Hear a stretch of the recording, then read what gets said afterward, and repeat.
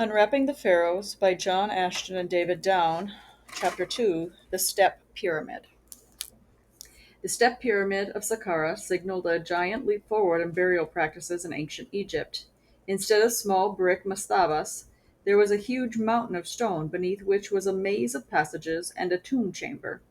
The form of this pyramid may have been based on the ziggurats temple towers of Mesopotamia. Burial practices in the early Egyptian dynasties were similar to those found by Sir Leonard Woolley in the death pits of Ur, from where Abraham came. It was during the reign of the Third Dynasty kings that a new development of pyramid building occurred. Net-Jerekhet, later dynasties called him Zoser or Dozer, was the second king of the Third Dynasty, and his pyramid, the Step Pyramid of Saqqara, was built of stone blocks rather than mud bricks. His architect was Imhotep, a character who has gone down in history as a great innovator and physician. In later periods, he was worshipped as a deity, with the Greeks identifying him as their god of healing. Just why there should have been this new development of using stone instead of mud brick is still debated by scholars. The stone blocks were not very large as compared with the later pyramids of Khufu, and they were not exactly squared, but at least they were stone. Instead of one low brick building surmounting the burial place, there was a huge mass of stone. The step pyramid of Saqqara was first identified as a mastaba, an oblong building faced with lime plaster, below which there was a burial shaft and a tomb chamber. There was also a complex series of passages and chambers that appeared to have no purpose. The total length of these tunnels and rooms had been estimated at 3.5 miles. Some scholars have suggested that it is replicated in part the king's royal palace at Memphis.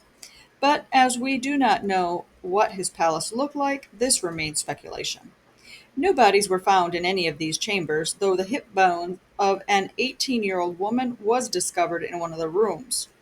There was also an extraordinary collection of 40,000 stone plates and cups made of alabaster and other semi-precious stones found in one of the galleries.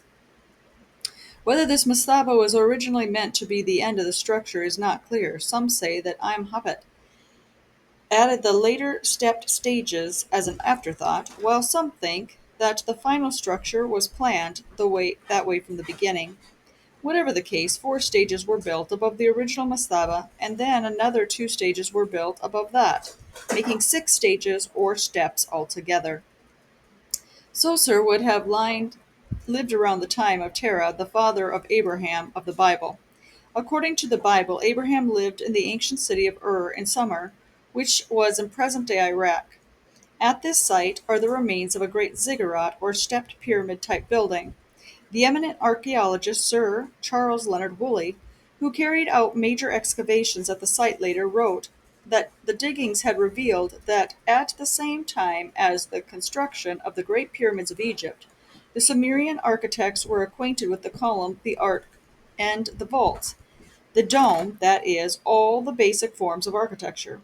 Referring to the ziggurat, he goes on to say, but the surprising thing is that there is not a single straight line in the structure. Each wall, from base to top and horizontally from corner to corner, is a convex curve, a curve so slight as not to be apparent, but giving to the eye and observer an illusion of strength where a straight line might have seemed to sag under the weight of the superstructure. The architect thus employed the principle of entasis, which was to be rediscovered by the builders of the Parthenon in Athens. The Parthenon was built more than 1,500 years later. These and similar findings in Sumer show that the inhabitants of Ur had advanced knowledge of the architecture, mathematics, and astronomy. This has led to another theory that the concept of a step pyramid was borrowed from Mesopotamia, where there were many temple ziggurats and were used for the purposes of worship.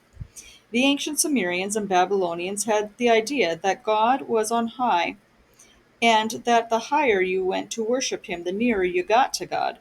The Babylonians built these stepped ziggurats on top of which there was a shrine to their god and steps leading to the top for worshippers to ascend. It's unlikely that Amenhotep had ever visited Mesopotamia, but many travelers came from there who could have described these ziggurats, and Amenhotep may have decided to adapt the idea to the burial place.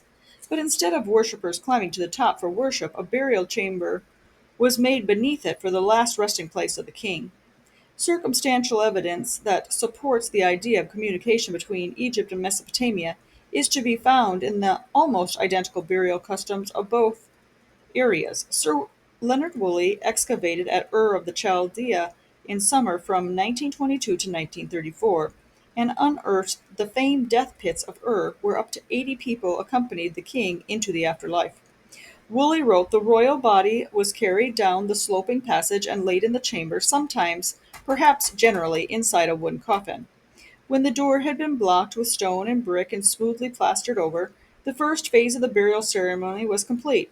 The second phase, at best illustrated by the tombs of Shobab the and her husband, was more dramatic. Down into the open pit, with its mat-covered floor and mat-lined walls, empty and unfurnished, there comes a procession of people, the members of the dead ruler's court, soldiers, men servants, and women, the later in all their finery of brightly colored garments and of headdresses of carnelian and lapis lazuli, silver, gold, officers with the insignia of their rank, musicians bearing harps and lyres, and then driven back down the slope, the chariot drawn by ox or by donkeys, the drivers in the carts, the grooms holding the heads of the draught animals, and all take up their allotted places at the bottom of the shaft, and finally a guard of soldiers forms up at the entrance. Each man and woman brought a little cup of clay, or stone, or metal, the only equipment needed for the rite that was to follow. There would seem to have been some kind of service down there; at least it is certain that the musicians played up to the last. Then each of them drank from their cups a potion which they had brought with them or found prepared for them on the spot. In one case we found in the middle of the pit a great copper pot into which they would have dipped, and then lay down and compose themselves for death. This termination of life seemed to have been quite voluntary. There was no sign of violence. It may have been part of their employment contract to accompany their king into the next life. In any case, it derived from a firm conviction that life in the hereafter would continue as it had been in this life, and that death was merely a transition from this world to the next. A similar belief seems to have been held in the third dynasty of Egypt. In the vicinity of the step pyramid was a vast cemetery in which attendants of the king were buried, and their death apparently occurred at the same time of the king's burial, presumably in the belief that they were simply accompanying their king into the next life. Other scholars also purpose that the culture of Mesopotamia had a considerable influence in Egypt. Jill Camille, in her book Saqqara, A Guide to the Necropolis of the Site of Memphis, wrote, "Cylinder seals and certain artistic and architectural motifs in Egypt, which have their prototype in Mesopotamia, raise the question of the extent to which the latter civilization inspired the former." Robert Womack, writing in the magazine KMT, Volume 5, Number 2, wrote concerning an early step pyramid, "It may be important evidence of Mesopotamian influence in early dynastic Egypt. However the idea of building pyramid tombs got started, it has to be acknowledged as a tremendous leap forward in ingenuity and engineering skill. The Zoser or step pyramid of Saqqara was 410 by 354 feet. At its base, it rose to a height of 203 feet. The entrance was on the north side, though this is off limits to tourists today because there is no artificial lighting beneath the pyramid and there is a danger of collapse. Near this entrance is a small stone shrine in which was a statue of Zoser peeping out through two small holes. Actually, the original statue has been installed in the Cairo Museum, and a replica today stands in the shrine. The entire structure was originally faced with pure white limestone that came from the Tura quarry near modern Cairo. The whole building must have presented a dazzling appearance. The outer casing has long since disappeared, taken by local builders for their construction work, and many of the stones have also been removed. Some of these facing stones have been replaced by modern stones to give tourists an idea of what the original structure looked like. It's a tragedy that so many of Egypt's ancient buildings have been denuded of stone. especially as there may have been informative inscriptions on some of the stones that have been stolen. But in some cases, this was its compensation. Because the outer stones have been removed from the step pyramid, archaeologists have been able to study the developmental stages in the construction of the pyramid. A 34.4 feet high limestone wall, with a total length of over a mile, surrounds the pyramid, and at the southeast corner of the compound there is a funerary temple with fluted alabaster columns. It was customary for burial sites to have a temple where rites and offerings for the welfare of the departing king could be offered.